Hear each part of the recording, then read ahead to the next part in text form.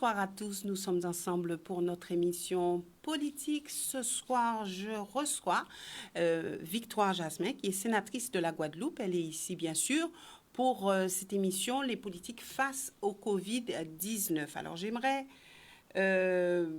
vous donner quelques points essentiels pour cette journée du 23 avril. Alors, nous partons du côté de l'Hexagone, donc en France, de manière générale.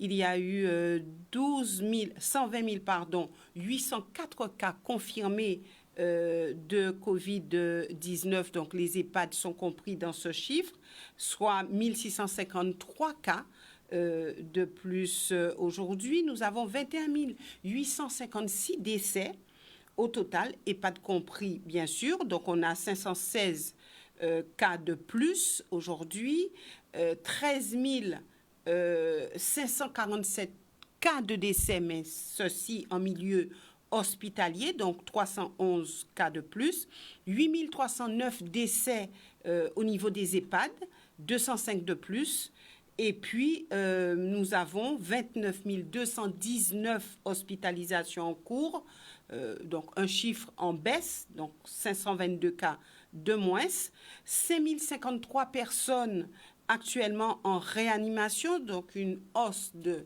165 personnes, une baisse de 165 personnes, et puis 42 088 personnes sorties de l'hôpital, soit 1431 personnes de plus. Alors, en Guadeloupe, nous avons 14 patients hospitalisés, dont 11 en réanimation et 3 en médecine. Au CHBT, il y a eu une réhospitalisation de patients qui étaient déjà, on va dire, testés positifs Covid-19. Malheureusement, nous sommes passés aujourd'hui à 10 décès et puis 82 personnes, pour la bonne nouvelle, ont été déclarées guéries.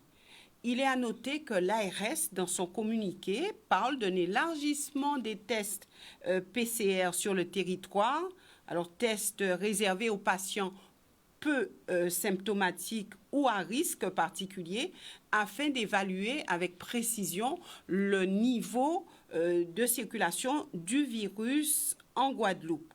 Il faut savoir aussi que, il y a d'autres informations qui circulent, notamment en Allemagne, où on a vu que ce virus continue à circuler, puisqu'il y a une recrudescence ou une hausse de testés positifs en Allemagne.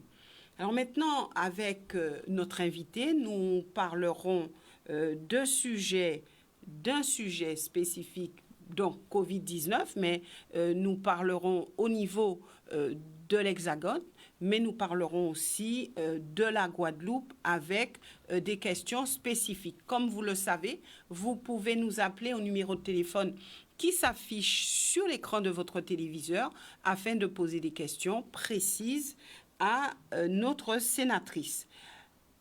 Victoire Jasmin, merci d'être sur ce plateau. Merci et bonsoir à tous. Alors, un sujet, on va dire, préoccupant, un sujet pas facile à aborder, et surtout après l'intervention du président de la République. Alors là, on va se dire qu'il y a un flot d'informations qui arrive. Alors, comment c'est géré? Est-ce que vous, parlementaires, êtes plus au fait que la population sur la question? Tout d'abord, j'aimerais vous parler de Jérôme Salomon, qui est le directeur général de la santé, et qui dit, je cite, « Les mesures barrières et la distanciation physique seront là pour longtemps », tout en sachant que nous avons une date, on va dire, butoir, entre guillemets, du 11 mai, donc dans pas trop longtemps. Et il continue en disant que pour longtemps, ça veut dire en mai, ça veut dire aussi en juin, mais aussi cet été. Et il dit clairement qu'il y a urgence au niveau du confinement de continuer, de poursuivre, mais il dit que pour lui, c'est un petit peu hasardeux de confirmer cette date du 11 mai. Alors, en tant que parlementaire, Victoire Jasmin, que dites-vous à cela? Eh bien, merci de me permettre de prendre la parole concernant le Covid-19. C'est vrai que c'est hasardeux. Quand il le dit, c'est vrai. Il est vrai également que nous devons nous habituer à ce confinement. Parce que la situation, elle est critique, il faut le savoir. Il y a un certain nombre de morts dans l'Hexagone, mais aussi partout dans le monde, quand on voit bien. Ici, en Guadeloupe, je crois que 10, c'est déjà 10 de trop, je dirais, parce que ce sont des familles qui perdent quand même un des leurs. Il y a beaucoup de personnes qui sont guéries, il faut aussi le souligner. Il y a un travail extraordinaire qui a été réalisé en Guadeloupe avec l'ensemble des soignants et toutes les personnes qui ont pu à un moment donné contribuer à la prise en charge des patients parce que ce n'était pas évident. Et quand on sait que notre CHU est très souvent décrié, on voit qu'il y a les murs, mais au-delà des murs, il y a des personnes qui travaillent et qui font quand même tout ce qu'il faut, malgré les difficultés, malgré les moyens, pour faire un travail extraordinaire. Au niveau de l'Hexagone, il y a eu beaucoup trop de morts. On aurait pu éviter, il y aurait eu des morts. Il y aurait eu, mais on aurait pu éviter si les mesures avaient été prises suffisamment tôt, si des mesures, toutes les mesures de prévention, mais aussi d'information, et aussi la cohérence des informations qui ont été à certains moments dites, et puis des rétropédalages, et puis la cacophonie au niveau du gouvernement qui a voulu centraliser l'information. Et c'est encore le cas d'ailleurs, parce que tout vient du gouvernement. Alors, on aurait pu faire autrement, dans la mesure où, à partir du moment où on sait que, quand on regarde le nombre d'avions qui font les allées et venues un peu partout sur la planète, donc ce qui s'est passé en Chine, on savait très bien que ça allait arriver un jour ou l'autre en France. Il y a eu des mesures qui ont été prises, je ne vais pas revenir là-dessus, tout le monde a fait le constat, il y a eu des mesures qui ont été prises tardivement. Il y a eu aussi des informations qui étaient à un moment donné dites, mais il n'y avait pas de vérification.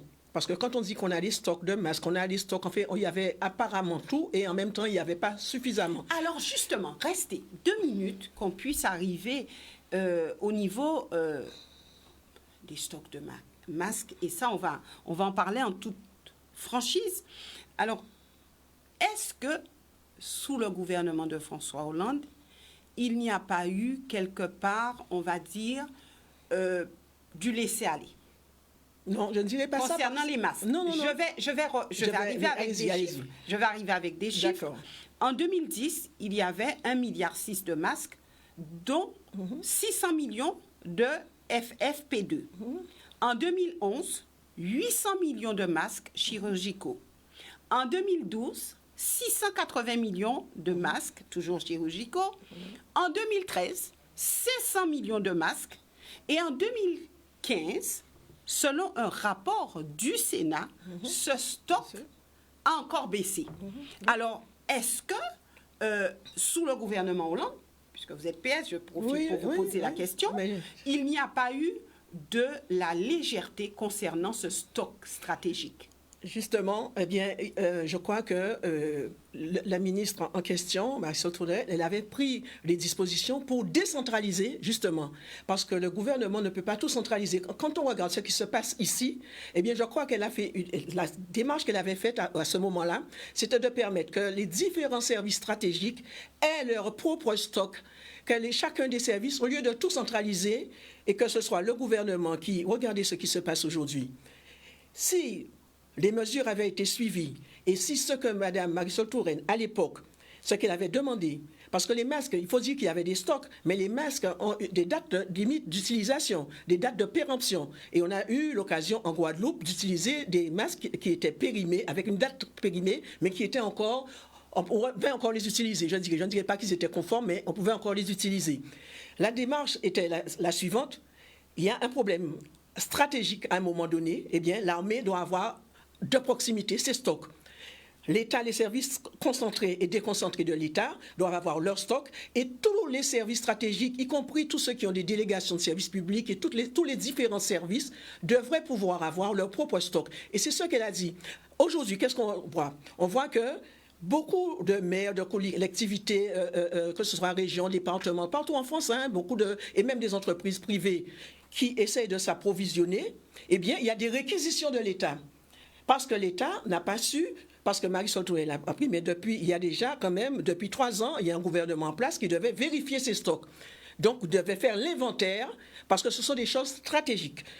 Monsieur Macron est issu du gouvernement alors, son équipe, donc lui aussi, il était au courant. Alors, oui, alors quand je vois que la ministre Mme Buzyn, en janvier, elle dit qu'ils sont prêts, qu'il y a tout, qu'on a des stocks, enfin bon, parce que là, ils n'ont pas vérifié. Donc, on ne peut pas remettre, c'est vrai qu'on ne peut pas mettre en cause ce qui a été fait, d'autant plus que la décision était justifiée. Les stocks de l'État, parce que c'est comme si vous avez une bouteille de gaz chez vous et que vous ne vérifiez pas le niveau, et que quand c'est terminé, vous dites que c'est le voisin parce que vous êtes arrivé après, je ne sais pas. Non, il ne faut pas chercher je pense qu'il ne faut pas chercher des coupables. À partir du moment où on est en responsabilité, on doit être en capacité de vérifier avec l'armée quels sont ses stocks. Ce sont des choses qui sont stratégiques. Pour ma part, au niveau si le Covid-19 était arrivé sous le gouvernement de François Hollande, on aurait eu le même souci. Probablement, mais dans la mesure où, au moment où elle demande que chacun gère ses stocks. Chacun devrait gérer ses stocks. Parce que, alors, c'est comme si, là, on a un CHU qui a un certain nombre de difficultés. Mais le CHU vérifie aussi ses stocks, que ce soit de médicaments, de gants, de masques, de tout. On connaît les limites aussi et les difficultés de livraison. Mais on sait aussi le CHBT fait sa part. Donc, on ne peut pas chercher les coupables, alors que chacun, au moment où on est là, si en 2018, il y avait eu le problème, ils auraient pu peut-être culpabiliser leurs prédécesseurs. Mais 3 ans après, d'autant plus que, entre le moment où on a vu se déclarer à Wuhan, en Chine, le Covid, où on a vu comment les choses se passaient, il y avait le temps d'anticiper. Pour ma part, j'ai participé le 27 février dernier, au Sénat, à une audition de M. Jérôme Salomon. Et quand je lui ai parlé, à l'époque, en Guadeloupe, on savait qu'il y avait le Covid, mais il n'y avait pas encore eu de cas, on n'était pas encore tout à fait prêt. Mais à la Martinique, les gens commençaient déjà à identifier les problématiques liées aux croisières. J'en ai parlé à M. Jérôme Salomon, dans le cadre d'une audition de la Commission des affaires sociales. Il m'a dit, qu'il n'avait pas encore vu pour les Caraïbes, enfin, mais nous, c'est dans les Caraïbes, hein, il n'avait pas encore vu qu'il allait voir avec l'OMS, parce qu'en fait, il ne pensait pas, donc là, on n'était pas encore dedans. La première chose. La deuxième chose, c'est que l'État ne pensait pas à ces problématiques-là. Ils étaient plus dans les élections municipales, il faut le dire. Donc, du coup, ils ont vu venir, les choses sont arrivées beaucoup plus vite qu'ils ne le pensaient. Mais il ne faut pas qu'ils cherchent des coupables. Donc, Marisol Touré, elle a fait, et moi, je pense à la décentralisation. On fait chercher des coupables. Donc, on est dans un système décentralisé. Ça interpelle quand même. On est dans un système décentralisé. À l'époque, Mme Bachelot, parce qu'elle est venue en Guadeloupe. Moi, j'ai vu Mme Bachelot quand elle est venue. J'étais responsable du labo de microbio du CHU. Eh bien, quand il y a eu le H1N1, Mme Bachelot, elle est venue et des mesures ont été prises. Elle a mobilisé aussi des personnes pour venir nous aider au laboratoire et dans les différents services. Donc, il y a eu un travail qui a été fait. C'est sûr que les choses n'ont pas été aussi virulentes que ce que nous connaissons aujourd'hui, parce que quand on regarde le nombre de morts qu'il y a un peu partout sur la planète, et particulièrement en France, dans l'Hexagone, beaucoup de personnes ici, parce que 10, c'est 10 de trop, de toute façon, sans compter peut-être les personnes qui sont parties et pour lesquelles on n'a pas eu de test. Donc, on a une suspicion, mais il n'y a pas eu de confirmation. Je dis que là, c'est vraiment très grave. Au moment où nous parlons, je crois que, et même le gouvernement, au lieu d'essayer de chercher des coupables, aurait dû, depuis le mois de janvier, quand Mme Buzyn, dans Le Monde, elle a dit, donc c'est écrit, elle n'a pas dit qu'elle n'a pas dit, elle dit que depuis le mois de janvier, elle a informé, eh bien, les premiers réflexes, en tant que médecin, en tant que chercheur, en tant que ministre, c'était de vérifier les stocks stratégiques. Alors là, bon, j'ai avancé les chiffres pour voir un petit peu qu'il y a quand même eu un problème dans la gestion de ces stocks stratégiques. Maintenant, c'est une question de timing aussi, parce que si en décembre-janvier, les commandes avaient été faites, on ne serait pas encore dans la ruée qu'il y a eu maintenant, jusqu'à maintenant, parce que il faut savoir que beaucoup d'initiatives ont été prises et que maintenant, l'État fonctionne avec tout ce qui est réquisitionné, tout ce qui est commandé par de grandes entreprises. Beaucoup d'entreprises ont fait des commandes et ça a été réquisitionné pour les services. De manière générale, on peut s'interroger, et pas seulement sous ce gouvernement d'Emmanuel Macron, est-ce que l'État s'est anticipé? Écoutez, j'ai été co-rapporteur pour les risques naturels majeurs pour un rapport du Sénat. Donc, les rapports, on les transmet aussi au gouvernement parce qu'il faut que ça serve. Et ça sert toujours à quelque chose. Et nous avons parlé justement des plans de continuité des activités. Nous avons parlé d'un certain nombre de choses et il y a un certain nombre je dirais, d'informations et de propositions, parce que dans les différentes recommandations que nous avons faites, il y a une grande similitude entre ce qui est préconisé, mais par rapport au risque naturel majeur, et la vraie vie, ce que nous vivons aujourd'hui. Sauf que, en termes de timing, quand on a un ouragan, quand on a un certain nombre de choses, donc on a un confinement, mais qui dure très peu de temps, parce que, bon, c'est un cyclone, on a l'habitude. Mais il y a un certain nombre de préconisations. Et il y a eu le deuxième volet de ce rapport qui a été présenté il n'y a pas longtemps, il y a quelques mois, c'était la résilience. Et pourquoi le chef de l'État a parlé de résilience? Parce que ce que nous préconisions dans ce volet numéro 2, eh bien, c'est ce qui est mis en application, sauf que là, on est dans une situation qui est quand même pire, parce que c'est quelque chose qui est dans la durée, c'est un virus qui n'était pas suffisamment connu, parce qu'il y a eu d'autres coronavirus, mais celui-là en particulier, pas suffisamment connu, avec des possibilités de prise en compte, mais limitées, on va à l'aveugle. Donc, ce qu'il est important de dire aujourd'hui, c'est que ce sera dans la durée. Ce sera dans la durée parce que même s'il y a eu des dates qui ont été proposées par le chef du gouvernement concernant à partir du 11, c'est bien à partir du 11. Et là, il va falloir un jour ou l'autre que ça commence parce que le virus, il est en circulation, il faut le savoir. Maintenant, il appartient à chacun de prendre les précautions qu'il faut, de tenir compte des mesures qui sont préconisées et de tout faire et de tout mettre en œuvre, en tout cas individuellement et collectivement, pour éviter qu'on soit nous-mêmes atteints, mais que les proches et toutes les personnes que nous côtoyons soient impactées. Alors, je reviendrai tout à l'heure avec vous sur une autre difficulté concernant ce Covid-19, mais nous avons déjà des appels de téléspectateurs et souvent on me dit mais on ne prend pas suffisamment d'appels, on ne peut pas interroger nos élus, donc je récupère rapidement un appel et je reviens avec vous d'ici quelques instants sur cette autre question. D'accord. Bonsoir, nous vous écoutons. Bonsoir mesdames, bonsoir madame. Bonsoir monsieur. Bonsoir. Alors, je vous ai entendu, vous êtes sur la défensive par rapport à ce gouvernement. C'est vrai que ce gouvernement-là a littéralement cafouillé dans la gestion de la crise du Covid-19. Mais madame la sénatrice, il ne faut pas oublier que l'État est en déliquescence depuis l'époque de M. Sarkozy. Et qu'entre M. Sarkozy et M. Macron, il y a eu M. Hollande. Et qu'il y a eu énormément de restrictions. Je vais prendre un exemple qui est très simple, madame la sénatrice. J'ai quitté mes fonctions, j'étais haut fonctionnaire. Et il faut savoir qu'aujourd'hui, en Guadeloupe, on n'a pas les moyens de faire face au Covid-19.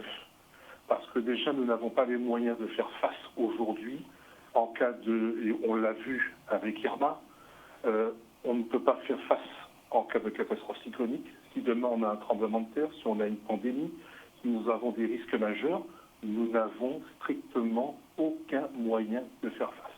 Les pompiers ne sont pas équipés, les policiers ne sont pas équipés, les agents municipaux ne sont pas équipés, les agents territoriaux ne sont pas équipés, les fonctionnaires d'État ne sont pas équipés. Donc, madame la sénatrice, je veux bien que vous parliez de Mme Buzyn. Mme Buzyn, elle a cafouillé, mais lamentablement, sur ce qui s'est passé sur la crise du Covid-19. Mais Mme la sénatrice, il faut reconnaître que déjà, avec M. Hollande, c'était déjà le cafouillage. On était déjà en train de faire du bricolage, du mégotage. On le faisait déjà avec M. Sarkozy, on l'a fait avec M. Hollande. Donc, que ce soit de droite, de gauche, du centre, du nord ou du sud, la plupart des décideurs politiques ont échoué. Voilà, madame, quelle est la situation. Mon épouse travaille en secteur hospitalier. Et j'entends, il y a des moments où je suis obligé de lui dire d'arrêter. Parce que mes oreilles, je n'accepte plus. J'ai du mal encore à entendre quand elle me parle de ce qui se passe, de la réalité dans les services. Parce que la réalité, non seulement elle la connaît, mais moi je la connais. Tous ces gens-là, je les ai chapeautés à un moment donné. Donc il faut comprendre qu'aujourd'hui, madame la sénatrice, c'est bien, vous êtes dans les commissions, vous êtes dans les ceci, vous êtes dans les cela. Mais le problème, c'est que madame la sénatrice, aujourd'hui, il y a une urgence. Il y a une urgence pour notre territoire. Il y a une urgence déjà en métropole, mais on n'imagine même pas l'ampleur de la catastrophe qui est en train de se dérouler en métropole. Ils sont déjà en train de parler, parce que là, depuis quelques heures, là, ils sont déjà en train de parler de la deuxième vague de Covid-19 qui est en train d'arriver en France. Donc imaginez qu'ils disent, les spécialistes, les épidémiologistes disent très clairement qu'entre les chiffres officiels et la réalité, il faut multiplier par 20 les chiffres qui nous sont annoncés. Imaginez ces chiffres-là, ces prévisions, multipliées à l'échelle d'un petit territoire comme le nôtre. On est dans une catastrophe, mais donc pour l'instant, on ne s'imagine pas encore. Merci, donc, monsieur. Madame la sénatrice, concrètement, qu'avez-vous l'intention de faire, mais vraiment, qu'avez-vous l'intention de faire pour nous défendre? Merci, monsieur. Merci beaucoup, bonne soirée. Bonne soirée à vous. Ouais, je peux répondre au monsieur. Oui. Monsieur, j'ai répondu aux questions de Madame Boissé, qui m'a parlé du gouvernement auprès des précédents, donc l'équipe de monsieur Hollande, et j'ai porté ma réponse. Ceci étant, monsieur, concernant les risques, et quels qu'ils soient, là, on est dans un risque sanitaire majeur. Mais quels que soient les risques, depuis très longtemps, avant même d'être aussi impliqué dans la politique, j'ai toujours œuvré pour qu'il y ait la prise en compte des risques naturels majeurs en Guadeloupe. Et quand il y a eu le séisme de 2004, eh bien, j'ai été une des personnes qui avait déjà, bien avant, pris des mesures en tant que parent d'élève, tout simplement, parce qu'il y avait eu en Italie un séisme qui avait tué à l'école beaucoup d'enfants. Donc, j'ai beaucoup œuvré et beaucoup d'autres parents avec moi, je n'étais pas seule. Tout ça pour vous dire qu'à ce niveau-là, en termes de prévention, j'ai toujours fait un travail extraordinaire. Ce n'est pas pour faire de l'autosatisfaction, mais les personnes qui m'ont entendu, qui m'ont vu sillonner toute la Guadeloupe pour faire un certain nombre de choses, y compris à Saint-Claude, je l'ai fait pendant des années, parce qu'il y avait évidemment des difficultés liées au volcan, avec Mme Patricia Avalanger, avec un certain nombre de personnes, ressources. Ceci étant, concernant les équipements, il faut savoir que il y a des choix qui sont à faire et des priorités qui sont à donner. Il ne s'agit pas de chercher des coupables. Aujourd'hui, nous sommes dans une situation où, dites-vous bien que en 2018, personnellement, connaissant les problématiques liées aux risques naturels pour chez nous et l'ensemble de nos territoires, eh bien, vous me dites qu'on n'a pas l'équipement, eh bien, j'ai fait des propositions d'amendement et tout ça, c'est tracé. Donc, je fais individuellement, mais aussi collectivement. Vous parlez des pompiers. Récemment, dans une émission, j'ai dit qu'il fallait justement que les communes payent leur contribution au SDIS en Guadeloupe, parce que le SDIS va mal. Donc, je prends mes responsabilités, au risque de me faire haïr, mais je suis en politique, c'est pour prendre aussi ces responsabilités-là et pour dire les vérités. Je l'ai dit il n'y a pas bien longtemps, et c'était dans une CTAP, j'étais invité, donc c'était élargi, je l'ai dit.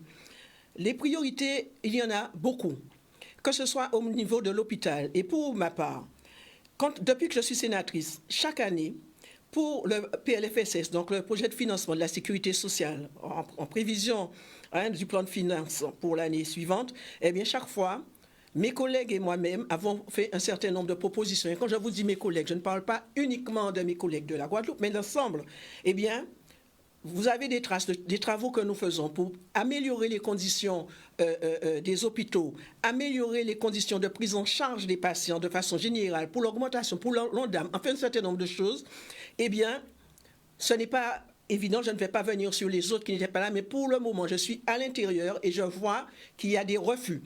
Pour vous étayer un peu, puisque nous avons d'autres oui, appels. mais je vais aussi dire au monsieur que concernant les hôpitaux, concernant la formation des jeunes médecins, eh bien, j'ai pris l'initiative d'organiser une visioconférence il y a déjà un peu plus d'un an, il y aura un peu plus d'un an, avec le Sénat, depuis le Sénat, mais avec le docteur Hainaut, le docteur Ursule, le docteur Atala, le professeur Césaire, avec le professeur Jean-Qui, avec le chef du service, le docteur Porticop, qui a commencé, puis qui avait une urgence qui a dû nous laisser, avec un certain nombre de professionnels. J'ai eu à travailler avec beaucoup de personnes sur les problématiques spécifiques de la Guadeloupe. Depuis le Sénat, en visioconférence, maintenant c'est devenu banal tous ces jours-ci parce que les gens en font, compte tenu de la situation. Mais tout ça pour vous dire que j'ai à cœur, vraiment à cœur, de porter la voix de la Guadeloupe, mais des Outre-mer au Sénat, Et chaque fois que c'est nécessaire, à tous les niveaux, je fais mon job. Seulement, les moyens sont limites. On nous le dit souvent, eh bien, il y a des refus. Et monsieur, je n'irai pas plus loin, il y a des refus. Concernant le Covid, hier soir, il y avait le vote pour le plan de financement pour 2020, mais modifié, rectifié. Hier soir, jusqu'à 3 heures du matin, mes collègues ont travaillé au Sénat pour voter un nouveau budget parce qu'il y a des annonces du gouvernement et le président de la République a proposé, que ce soit aux entreprises, à tous les niveaux, de faire une relance, de faire un certain nombre de choses, mais sans l'avis du Sénat et de l'Assemblée nationale, ce ne sera pas possible. Nous partons du côté du téléphone. Donc, tout ça pour vous dire que le travail se fait, mais on n'a pas les derniers mots. On ira un petit peu plus vite puisqu'il y a beaucoup d'appels. Et puis, il y a quelques questions que j'aimerais bien vous poser aussi pour que nous puissions avancer. Bonsoir, nous vous écoutons. Oui, bonsoir. Oui, bonsoir. Allez-y, monsieur. Oui, alors, donc, c'est embêtant de demander Mme Laïla, c'est son représentant et nous. Est-ce qu'il y a là pour faire des polémiques, mais est-ce qu'il y a tout le monde a dit pareil, est-ce qu'il y a dans CHI là, dans l'état là, nous savions là, est-ce qu'il n'y a jamais été des moyens pour CHI là tourner bien, pour bâtir tourner bien, et pas tout une clinique en Guadeloupe tourner bien, parce que ni des gens et radio paniquant, et est-ce qu'il a trouvé ça normal? La France qui a envoyé l'argent pour nous avons envoyé l'argent pour Chinois, alors que nous sommes professionnels dissidents et en France même, il n'y a pas de travail là. Question là, oui. Merci, monsieur. Alors, concernant le CHU, il y a un nouveau CHU, monsieur, il y a un nouveau CHU qui est en cours de construction. Il y a un CHU qui fonctionne et qui dysfonctionne à certains moments. Mais on ne peut pas...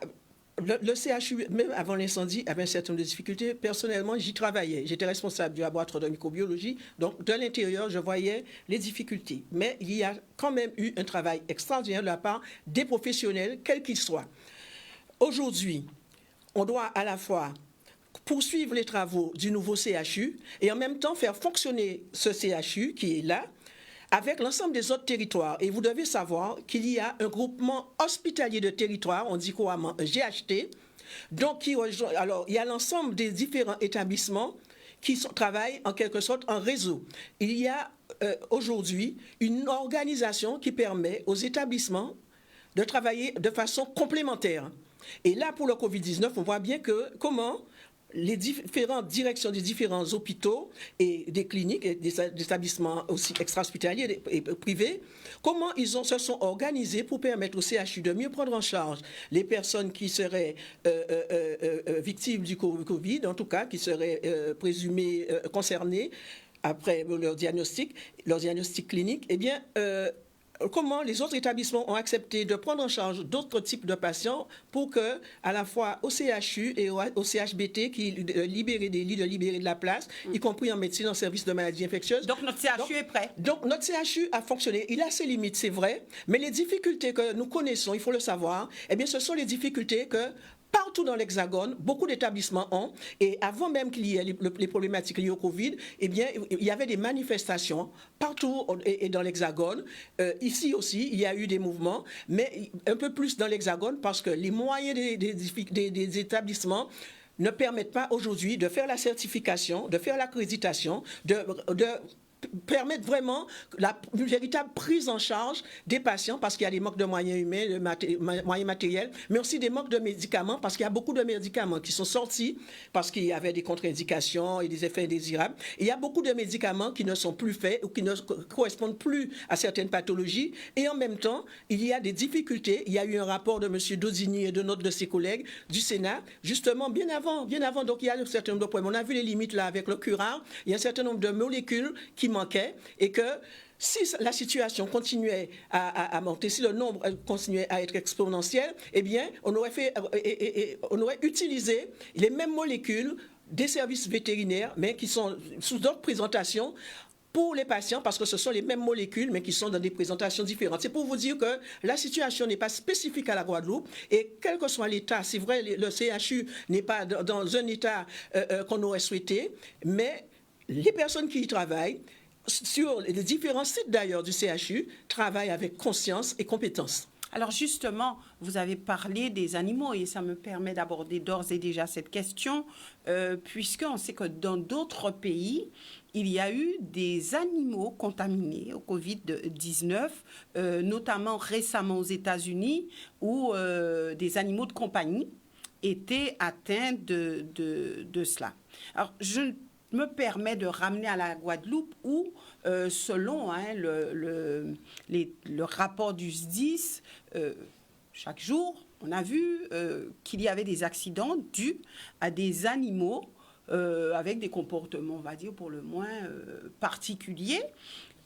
Alors aujourd'hui, est-ce que ce n'est pas une autre complication et comment faire, puisqu'on sait que, bon, au niveau de la population, on parle encore de tester un maximum de personnes. Alors, comment savoir si les animaux sont porteurs de Covid-19 et surtout, est-ce qu'il faudra penser aussi à tester les animaux? Parce que c'est une réalité et je crois qu'on n'en parle pas suffisamment. Alors, encore aujourd'hui, on a vu qu'il y a eu deux accidents liés à des animaux. Oui. Donc, je parle d'ici en Guadeloupe. Oui. Donc, c'est possible. Alors, il y a des travaux de recherche qui sont en cours pour mieux connaître déjà le Covid-19, pour mieux comprendre son fonctionnement, pour mieux comprendre. Et puis, bon, ces études sur les personnes, sur les patients eux-mêmes, les personnes qui l'ont eu. Donc, il y a des personnes qui seront suivies sur le long cours pour voir également quelles sont les conséquences. Parce que là, c'est une maladie qui arrive et qui a un certain nombre de signes cliniques qui sont comme la grippe, mais c'est pas la grippe. Donc, il y a un certain nombre de choses. Donc, il y a des personnes qui sont plus habilitées que moi, qui font de la recherche. Donc, mais concernant les animaux, concernant le comportement des animaux, il y a deux choses. Alors, c'est fort probable qu'il y ait également des animaux qui soient contaminés, parce qu'on a trouvé dans les eaux usées à Paris, par exemple, dans les eaux. Oui, mais dans d'autres pays, aux États-Unis, avec alors les animaux, peut-être qu'ils sont contaminés, mais aussi il faut comprendre que les animaux sont déstabilisés par notre comportement. Aujourd'hui, il n'y a pas beaucoup de voitures sur la voie publique, il y a peu de monde. En fait, les animaux sortent, on a vu un peu partout, les animaux qui ont l'habitude de vivre à cause de nous, d'une certaine manière, parce qu'ils ont peur de se faire écraser, parce qu'ils sont un peu... Là, aujourd'hui, il y a moins de bruit, il y a moins d'avions qui partent. Ils devraient être moins stressés. Il y a moins non, mais justement, là, ils sortent, ils essaient de s'accaparer cet environnement que nous avons mis de façon un petit peu n'importe comment. Ils essaient de dominer l'homme. Aujourd'hui, ils n'essaient pas de dominer, par exemple, un porc a mordu son propriétaire. Il y en a deux qui ont fait des siennes aujourd'hui. Oui, il y a un certain nombre de comportements. Donc là, il va falloir faire des études particulières et spécifiques pour bien identifier les problèmes et voir ce qui se passe. Mais je crois que les animaux sont victimes de nos comportements à un certain moment. Et aujourd'hui, que nous sommes là et que nous sommes confinés, même s'il y a un certain nombre de personnes qui continuent à sortir sans vraiment et sans d'autres raisons valables, je dirais, eh bien, les animaux, eux, il y a une influence sur eux. Mais là, comme je ne connais pas vraiment quelles sont les difficultés des animaux, donc je pense qu'à terme, on aura plus d'informations. Nous avons un autre appel de téléspectateurs et je reviendrai avec encore une autre question d'ici quelques instants. Bonsoir, nous vous écoutons. Oui, bonsoir. Bonsoir. Oui. Bonsoir, je suis à l'antenne.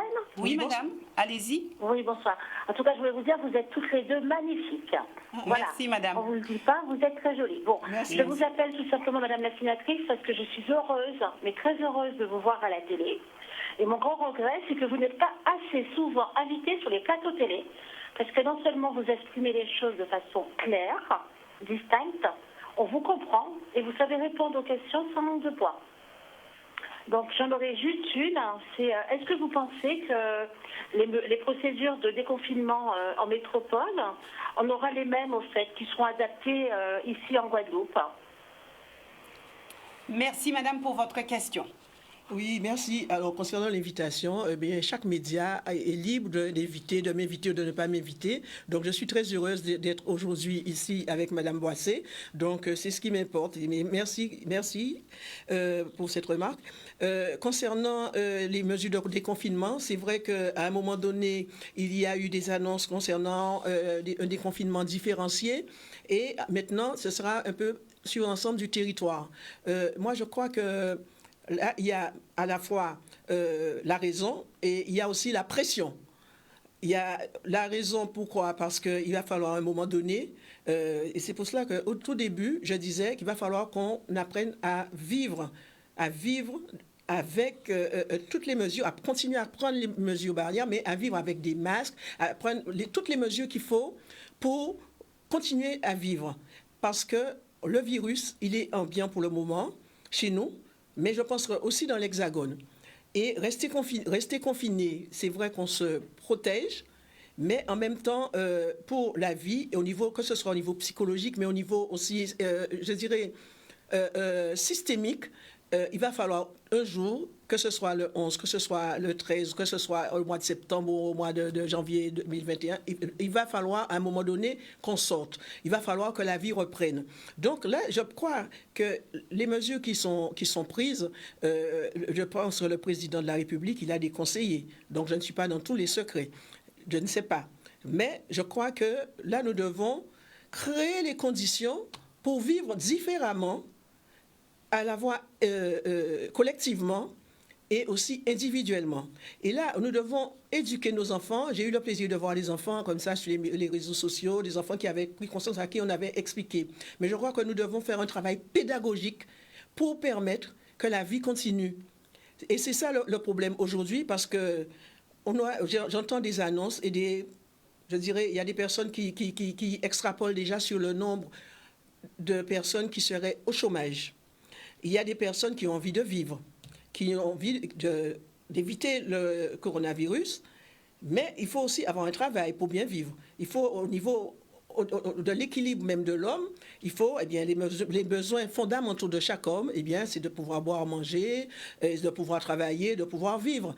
Et quand on sait qu'aujourd'hui, nous sommes déjà un territoire où il y a un taux de chômage très important, donc je crois que les personnes qui décident prennent des décisions pour permettre à la fois une réelle prise de conscience par rapport à la situation dans laquelle nous sommes, mais aussi une réelle prise de conscience pour que la vie reprenne, pour que les gens aient à vivre de façon, je dirais, entre guillemets, saine. Mais ce n'est pas si sain que ça, parce que l'air ambiant, on dit que dans l'air on peut trouver, Donc là, maintenant, nous devons tous nous mettre en tête que nous devons nous protéger. Alors justement, et je vais vite vous poser une question, puisque nous avons d'autres appels pour cette émission, mais il y a quand même quelques paradoxes, où il y a quand même matière à ce qu'il y ait des incompréhensions. Alors, l'Académie nationale de médecine dit, alors avec une tribune qui s'appelle « Au masque citoyen », dit que dès que vous mettez le nez dehors, portez un masque. Quel que soit le masque, en tout cas, vaut mieux en avoir un que de ne pas en avoir. Et nous savons qu'aujourd'hui, et je me référais un petit peu au propos de la directrice de l'ARS en Guadeloupe, qui disait que si on se sent en sécurité en ayant un masque, il faut le mettre, mais mis à part les personnes porteuses du virus, il n'y a pas de nécessité de porter un masque. Alors, pourquoi ce décalage entre ce que le gouvernement dit, ce que les médecins disent, ce que les scientifiques disent? Alors, comment se retrouver dans tout cela? Qui croire? Que faire?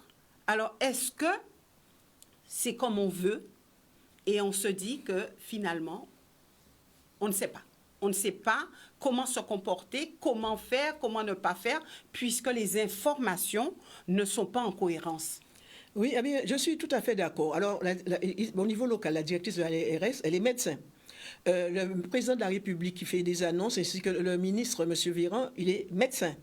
Les scientifiques, il y a un conseil scientifique avec des médecins, des chercheurs, un certain nombre de personnes, ressources, qui donnent des conseils. Donc, ils font des annonces. Mais moi, je dis qu'au-delà des annonces, nous, individuellement, nous avons notre propre responsabilité. Depuis très longtemps, j'ai mis sur mon Facebook, j'ai demandé aux gens de mettre un masque. Moi, personnellement, parce que je fais de la bibliographie régulièrement, je vois un petit peu tout ce qui se dit, tout ce qui est écrit. Et le principe de précaution, on ne peut pas dire que le gouvernement... on doit prendre nos responsabilités. C'est vrai qu'eux, il y a la cacophonie, mais on ne va pas attendre. Alors, s'il pleut, On a un parapluie, on n'a pas de parapluie. Ça veut dire que la voix de l'Académie nationale de médecine... Eh bien, c'est porter un masque. Mais j'ai déjà vu d'autres dysfonctionnements, mais je ne le dirai pas. Mais il dit que maintenant, maintenant qu'il y a des médias, les médias disent, l'Académie a dit, enfin, on entend les différentes recommandations.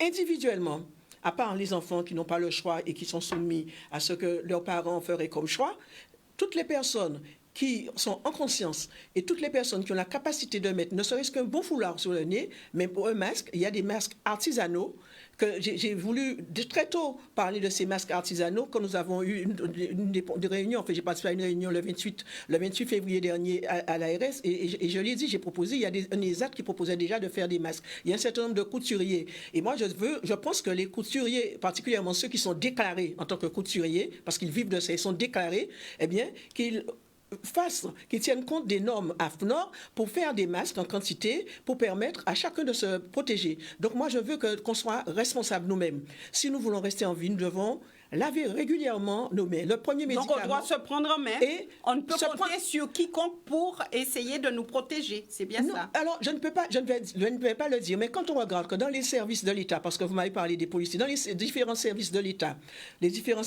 donc les fonctionnaires eux-mêmes, que ce soit au niveau de la santé, parce qu'il y a la fonction publique hospitalière, il y a les différentes fonctions. Mais dans les différents services de l'État, certains étaient effectivement amenés à travailler, pas forcément tous, mais ceux qui travaillaient n'avaient pas ce qu'il fallait. Et quand on voit toutes les réquisitions qui se sont faites, c'est justement parce qu'il n'y avait pas suffisamment et parce que le gouvernement a fait après des commandes, mais dans les différents services, il n'y avait pas. Deuxième chose, dans la fonction publique territoriale, eh bien, il y avait, avec le déconfinement, ce n'est pas tout le monde qui travaillait. Donc là, là, maintenant, on va voir la vraie vie, c'est que si tout le monde recommence à travailler, quel que soit là où on est, quelle que soit l'entreprise, eh bien, toutes les entreprises devront se doter de tout ce qu'il faut, que ce soit des gels hydroalcooliques, mais des distributeurs de savon, mettre en place tout ce qu'il faut pour organiser différemment, parce que la vie de demain ne sera pas celle d'hier. Ça, c'est vrai. Donc, on sera tous obligés, et aujourd'hui, on doit se mettre en tête que même si le président de la République, parce que tout le monde demande au gouvernement de lui donner des masques,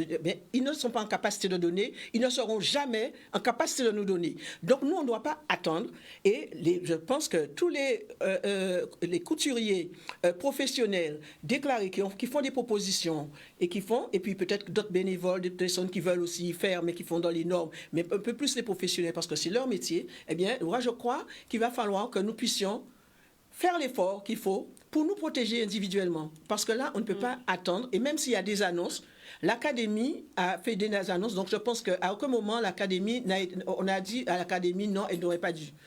Par contre, nous avons notre responsabilité. Le principe de précaution veut que nous en ayons.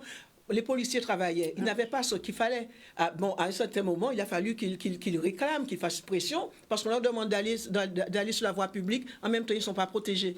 Donc là, et c'est pour beaucoup d'autres professionnels, c'est la même chose. Donc il faut une certaine cohérence même, entre ce qui se dit et ce qui se fait et ce qui doit se faire. Nous repartons du côté du téléphone. Bonsoir, nous vous écoutons. Bonsoir. Oui, allez-y, madame. C'est monsieur. C'est monsieur, pardon. Non, c'est pas grave, j'ai une voix. Et je voulais dire, parce qu'on parle que nous sommes confinés, mais moi je suis de ceux qui pensent que nous sommes en prison. Mais, moi je respecte parfaitement ce confinement, d'autant plus je penserai de ma mère qui a 95 ans, et c'est pas facile. Mais dans toute cette... on parle de cette grippe, enfin de ce virus et tout ça, on oublie que la grippe a toujours frappé le peuple, que ce soit en métropole ou en Guadeloupe. Quand on prend l'exemple de 2017, il y a eu 12 980 morts. En 2018-2019, il y a eu 7 200 morts, mais je ne parle même pas du nombre de personnes qui ont été contaminées. Mais quelque chose que je voulais parler personnellement, c'est cette maladie qu'on appelle la maladie nosocomiale, qui prouve qu'on croit que les hôpitaux n'ont jamais, mais vraiment jamais été à une ligand, ni même hydroalcoolique, quoi que ce soit. Parce que quand on prend un exemple de 2017, il y a eu 800 000 personnes contaminées, dont 30% en réanimation. Et un microbe qu'on sait très bien qui les frappait, et ça, il y a eu rien par ça, et qui est le staphylocoque doré. Je pense que madame sait très bien de ce dont je parle. Mais ma question, est-ce que vous pensez pensez vraiment que les enfants ne doivent pas reprendre l'école le 11 mai? Parce que les enfants sont en prison. On parle parce que les parents ne veulent pas ceci, mais et j'entends des personnes dire comme ça, ah non, il y a beaucoup de voitures, il y a beaucoup, mais cela vous a dit quoi. Et même je voulais ajouter quelque chose, je vais être très court. Et les tests que l'on fait, alors on pourrait tester tout le monde, tester les médecins, tester les enfants, tout ça. Les tests ne sont pas fiables à 100%. Voilà, c'était ma question. Merci, monsieur, merci. C'est dommage parce que c'est vrai que sur les tests, j'aurais aimé poser quelques questions, des tests qui ne sont pas fiables, puisque le gouvernement a réagi aussi là-dessus. Et concernant l'école, donc le gouvernement dit aujourd'hui, on va dire un petit peu marche arrière, dit aujourd'hui que ça sera sur la base du volontariat. Alors, volontariat de qui? Des parents, des enseignants, enfin... Comment ça va se passer? Chacun devra prendre ses responsabilités à ce moment-là, parce que c'est vrai que cette annonce, je pense que c'était probablement un test pour voir comment les gens allaient réagir. C'est vrai que pour faire une rentrée, dans ce premier temps, pour faire une rentrée, il faut déjà que les professionnels, qu'on soit sûr que les professionnels soient protégés. Pour le moment, quand on regarde uniquement dans le milieu hospitalier des difficultés, moi j'ai vu au niveau de l'Hexagone des personnes faire des surblouses avec des sacs poubelles. Donc, chacun innovait à sa manière. Donc, dans les quartiers, c'est des gens avec, à partir des draps, des vieux draps, des oripeaux, ils faisaient des protections. Donc, c'est vrai que il y a cette volonté de venir, parce qu'il y a une conscience, et quand j'ai entendu parmi les arguments qui ont été évoqués par le Premier ministre, c'était évidemment les enfants, ou bien ceux qui étaient en difficulté, ou bien dans certaines familles, et il y a également des problématiques qui sont liées aussi aux violences intrafamiliales, des violences conjugales, et on a vu... Alors, en priorité, les plus jeunes enfants, donc, il y a, ceux qui sont aussi je vous dis qu'il y a toute une série de problèmes qui font qu'à certains moments, on se dit, parce que la dame, elle a bien parlé que les enfants, ils sont enfermés, c'est comme si on était en prison. Donc, il y a aussi, je voulais évoquer, parce que le fait d'être enfermé, donc il y a des gens qui ne supportent pas forcément les enfants, il y a des enfants qui sont violentés par leurs parents, il y a des violences sexuelles, il y a des violences conjugales, il y a déjà eu aussi, malheureusement, des féminicides. Il y a toute une série de choses qui se font depuis. Là, ça a toujours peut-être existé, mais peut-être dans un temps contraint, dans un laps de temps précis. Depuis le confinement, on se rend compte qu'il y a beaucoup de choses. J'ai eu à auditionner M. Adrien Taquet la semaine, au début de cette semaine. C'est lui qui s'occupe de la situation des enfants au niveau du gouvernement, des secrétaires d'État, et on a évoqué ces problématiques-là. Mais je ne vais pas revenir. Je vais revenir sur la question de la dame. Le fait d'être en prison, c'est vrai. monsieur. Je suis désolée, monsieur, excusez-moi. Et il parlait des enfants. Donc là, je crois qu'on ne veut pas mettre la pression non plus, parce que les représentants de personnel, notamment du personnel enseignant, il y a eu, que ce soit au niveau local, mais aussi au niveau national, des inquiétudes. Et ces inquiétudes-là, je crois que c'est justifié. Des inquiétudes parce qu'au-delà des tests, pour obtenir tout ce qu'il faut pour protéger à la fois les personnels, mais aussi les enfants, respecter les mesures barrières. Quand on sait qu'ici en Guadeloupe, on a des classes dans certaines zones qui sont surchargées, quand on connaît les différentes limites qu'il y a déjà, donc je crois qu'il faut une meilleure préparation pour pouvoir prendre en charge les enfants, parce que là, les conditions ne seront probablement pas réunies. Ceci étant, je ne suis pas maire, j'ai entendu les maires, j'ai entendu aussi les propos de monsieur le recteur concernant notre académie. Donc là, s'il crée toutes les conditions, je dis bien s'il crée les conditions et y mettre en œuvre des actions concrètes pour rassurer à la fois les enseignants, les différents personnels des différentes collectivités, mais aussi les parents d'élèves, donc on verra bien. Mais moi, je suis assez inquiète. D'autre part, concernant les masques, il y a des masques artisanaux et tout, et concernant les tests, je fus par le passé, avant d'être sénatrice, responsable du labo, je le dis, et de virologie également. Et je sais que dans la mesure où nous étions en train de faire l'accréditation, qu'il y avait des tests qui existaient, il y avait des tests qu'il fallait comparer. Et là, très tôt aussi, j'ai mis sur Facebook qu'il fallait, parce que je voyais, toujours en faisant de la bibliographie, parce que j'aime bien être informée, que les tests qui étaient utilisés, eh bien certains répondaient, on ne peut pas dire qu'ils n'étaient pas bons, mais répondaient à des problématiques différentes. il y a la RT-PCR et il y a aussi les sérologies. Sauf que ce ne sont pas les mêmes choses, mais il faut savoir que même si on fait le test, en le faisant aujourd'hui, il y a une cinétique qui se fait et on peut être négatif aujourd'hui et dans 3 jours être positif. On a vu en région parisienne une petite jeune de 16 ans qui est décédée alors que ses premiers tests étaient négatifs. Donc les médecins ont écarté dans un premier temps, quand ils ont fait le diagnostic, le coronavirus et après finalement on s'est rendu compte que c'était bien cela. Donc tout ça pour vous dire qu'il y a les fiabilités, donc de plus en plus il y a des tests, et c'est dans la pratique qu'on verra bien les limites de ces tests, mais il y a plusieurs catégories de tests.